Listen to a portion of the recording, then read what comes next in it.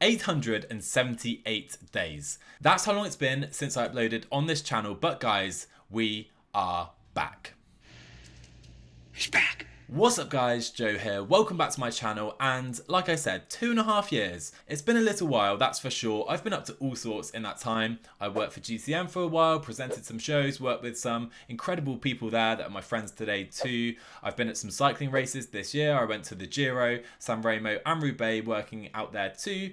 All sorts has been going on in my life, and I definitely feel like I owe you guys a more in-depth update. That will come in the future, but first we have the small matter of the Tour de France. And what a race we have this year. I mean, kicking off in Italy, you guys know the parcours, I'm not going to cover it in depth, but a great grand depart. We're going to cover 3 stages in today's video, and the first one of the hardest I've seen in recent times, continuing the trend really of really difficult opening stages of the Tour. Then we have, of course, the infamous San Luca climb numerous times, finishing in Bologna on stage 2, then the first real chance for the pure sprinters on stage 3.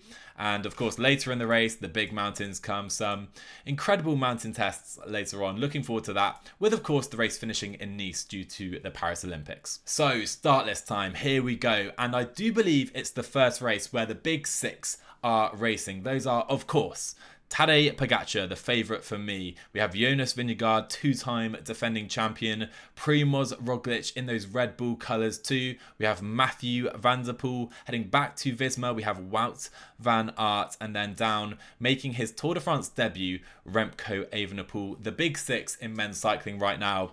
Guys, I cannot wait to see how this race unfolds. So I have a request. Guys, let me know your hot takes for the race in the comment section down below. I feel like we may see a surprise from Kevin Vauquelin, a rider I really rate quite highly. Hopefully he can do something at this year's race. Let's see. But let me know what you think in the comments below. But our team for our playthrough this year is going to be Red Bull BORA hansgrohe, the new kit. Red Bull now on as a primary sponsor in the team name as well. And of course, Primoz Roglic still searching for his first Tour de France. He's won the Giro, he's won the Vuelta. Is this going to be his year? We're definitely going to try and make it that way in this playthrough, and we have the help of Jai Hindley, another Grand Tour champion, and Alex Vlasov, an incredible trio heading up our GC department right there. We have Danny van Poppel. He's going to be our lead sprinter in this playthrough. Maybe snagging a stage win with him would be a real turn up for the books. Matteo Sobrero, Bob Jungels, Marco Aller, and Nico Denz, all very capable domestiques as well. All right, without further ado, let's jump into it. Stage 1 from Florence to Rimini, and we have some very difficult climbs to end this stage. Sort of a tweener stage for me. I think it's not going to be a GC day, but we could certainly see the likes of Wout van Aert getting over these climbs. In real life, I'm pretty sure Tadej Pogacar is going to be trying to put Jonas Vingegaard to the sword, obviously coming off that terrible injury at the Basque Country. Let's see what happens here. I mean, Primoz Roglic is the second stage favourite. Let's jump in. Here we go then. The 2024 Tour de France gets underway in Florence, and let's get a closer look at that beautiful Red Bull BORA hansgrohe jersey in game. Looking very nice, I must say. A lot of blue jerseys in the peloton this year, but yeah, Red Bull can definitely get away with that one, I would suggest. Let's see how this stage unfolds as well. Primoz is on a -1 day. He's definitely our leader, obviously for the race, but also for this stage, I would suggest.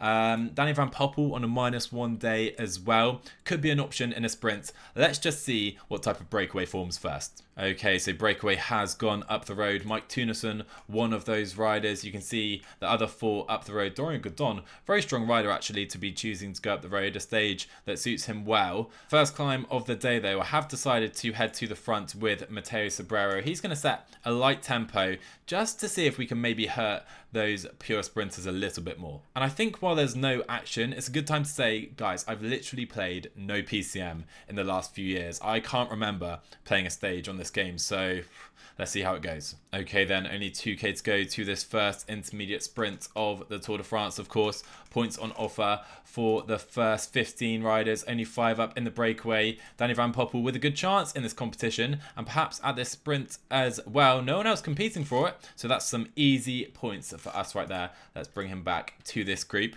And we may as well talk about this next climb right now as well, actually. Van Poppel, he's going to sit in the peloton.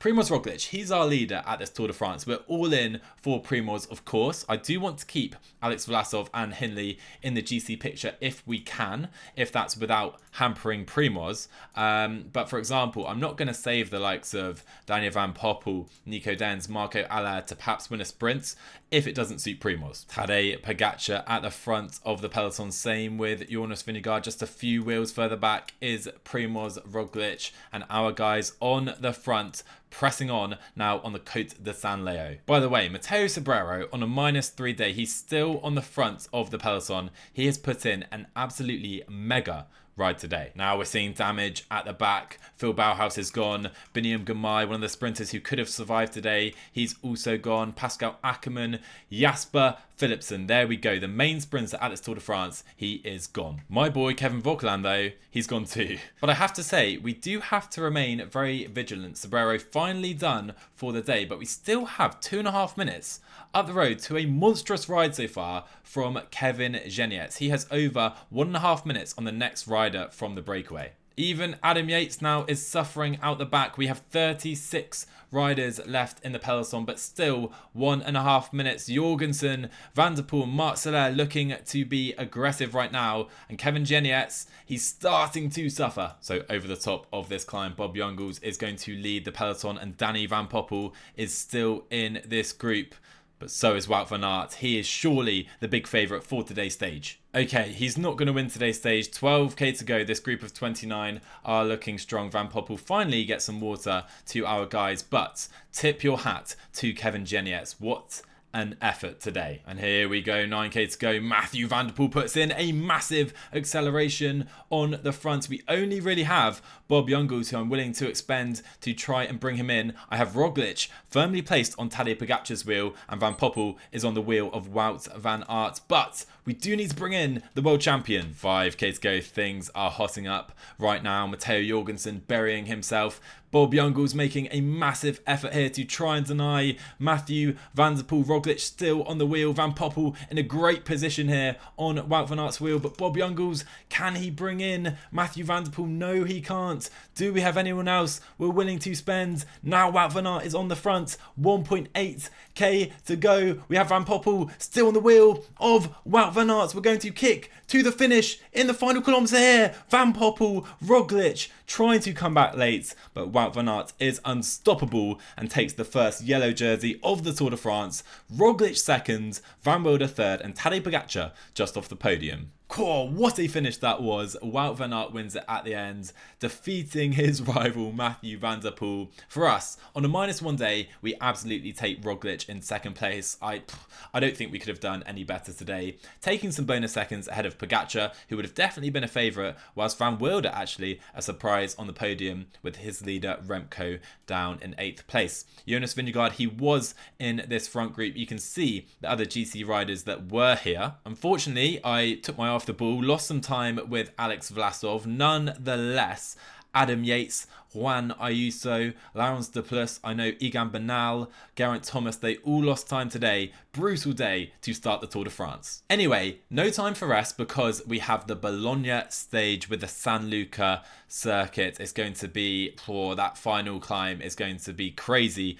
I think we'll put an attack. Let's see. Because Tadej Pogacar is the favourite. Wout van Aert, again, has a great chance to double up today. Okay, pretty nice to see Danny Van Poppel in the green jersey, even though he's second place in that competition after stage 1. We have a 5-rider breakaway up the road for the second day in a row. We're going to wait until later on to play our cards today. Before that, though, the small matter of the intermediate sprint. Danny Van Poppel moving up nicely. Let's see what we can do here. So leading him out with Nico Denz, blocked off a little bit. Let's see if he can make a good sprint to retain this green jersey and no competition whatsoever. This is looking rather easy so far. Okay, then here we go, moving to the first scent of the Côte de San Luca. Let's put our guys up to 90 relay. EF trying to dominate the stage, maybe for a Bettiol attack, maybe for Marijn van den Berg. Let's keep all of our guys now to the front if we can, while keeping the tempo difficult. So Bettiol now on the front. It won't be for him today, but Marco Aller moving up, Primoz Roglic. I have Hindley behind with Van Poppel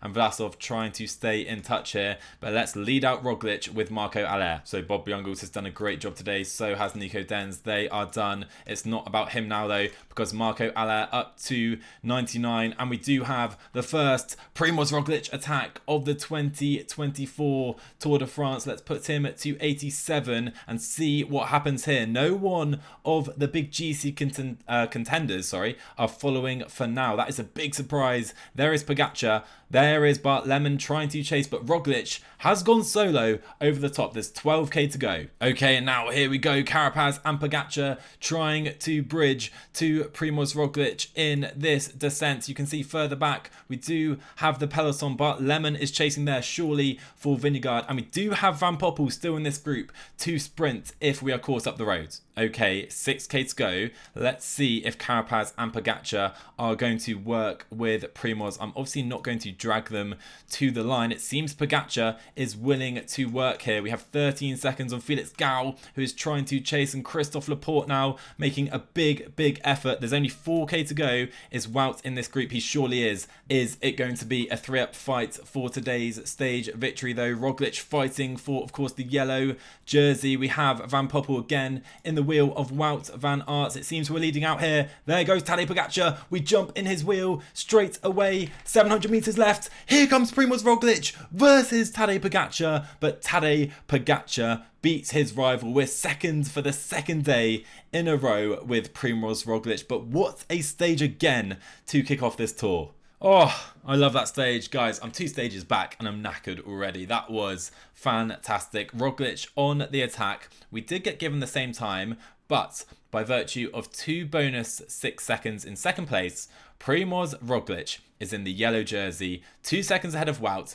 and 2 seconds ahead of Tadej. And we only have 21 riders in that group at 12 seconds back as well. Pogacar does move into green actually, ahead of Roglic and Van Poppel. Van Aert is in close proximity as well. Kevin Genietz as well, having a great tour. He's in polka dots. Okay, one more stage in today's episode then, and it is the sprinters stage in Turin, the final stage in Italy, if I'm not mistaken. And Jasper Philipsen has to be the big favourite without Tim Merlier or Jonathan Milan here. But you never know with Wout, Mads, Groenewegen. For us, of course, we're going for Danny Van Poppel today. So 4 riders again up the road in today's breakaway. I think Garcia Piana has been in every breakaway so far at this Tour de France, but it is intermediate sprint time. And today it does look like we finally have some competition here. So Dan's up to 99, Van Poppel getting blocked in a little bit. I'm just going to go 99 with him as well. Dens, you're done. Van Poppel make a burst for the line. And here you can see Groenewegen ahead. Van Poppel getting a decent little position there. And that does put us provisionally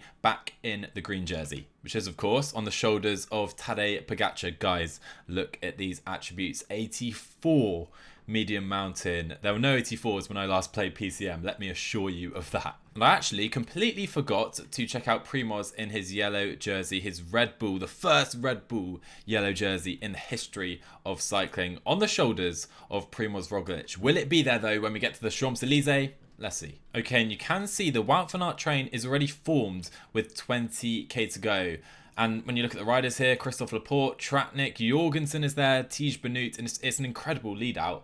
Ours can't really match it. I wonder if I again, for the 3rd stage in a row, just try to follow Wout into the finish and see how that pays off. Or maybe even another sprint train. Let's see where Jasper Philipsen is playing. Of course, he has Mathieu van der Poel as his lead out here. Okay, Primoz Roglic again is glued to the wheel of Tadej Pogacar as Sylvain Dillier hits the front for Alpecin de Koenig. I think this is a great place for Roglic to stay the entire Tour de France, to be honest. Really using the Jonas Vingegaard approach that he learnt at Visma. Let's try try and now move up with Van Poppel. Only 6.5k left. Okay, 5k to go right now. Let's try and lower the camera a little bit. As you can see, I have dropped a few riders. We only have Dens here to support Van Poppel. Only 3k to go. I am hoping to find the wheel of another sprinter. There is Wout. Can I maybe grab that now? Maybe the wheel. Philipsen. Okay, Dens, you can sit up for the day. Just get out of the way, my friend. We do have Van Poppel at the front. He's on a great wheel. On the wheel of Wout van Aert. Can he now sprint into the final 900 meters?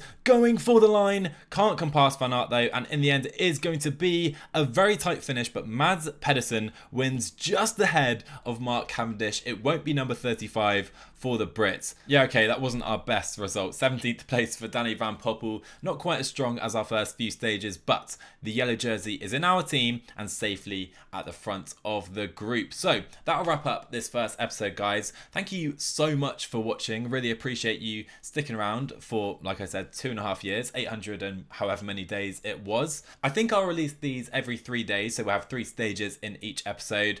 And we'll see what's to come. We'll maybe have a career, maybe have a pro cyclist. But more importantly, I really want to explore some other content outside of PCM. More on that soon. Make sure you leave a mustache rating in the comments below. And I'll see you guys in the next one. Cheers.